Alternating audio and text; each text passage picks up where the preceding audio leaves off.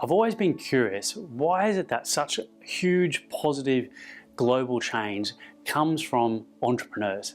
G'day champion, I'm David Dugan, founder of Abundance Global. You know, I've studied and read a lot of great books from cool dudes like Richard Branson. I've been fortunate enough to meet him and invest quite a lot of time with him as well. You read some great books around abundance from an amazing gentleman called Peter Diamandis, and you can see that the entrepreneurial spirit has really made, when you look at the history of the planet, is really where some of the greatest changes and the greatest shifts have occurred. If you think of people like Marco Polo, who was incentivized to get a shorter, faster route, and by doing that, even though he's going to get better cash, more money, he was actually providing a whole new route for everyone else. So think of Steve Jobs.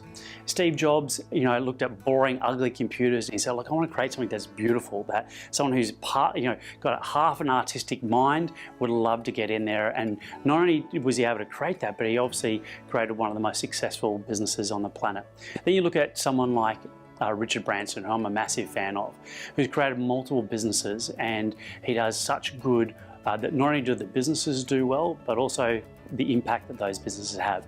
And so I looked at that there, and you look at that and think about what is it that has really made the difference. And what it is their ability to solve a problem. In fact, the only reason any business exists is to solve people's problems. How well are you solving their problems right now? I see a lot of people fall in love with their products. They get engaged in their own thing and think, oh, this is what I should do, and they forget that they're there to truly solve the problem. So we're going to make sure that at least once a year we're looking at what the problems are of our clients, because things are moving and changing all the time.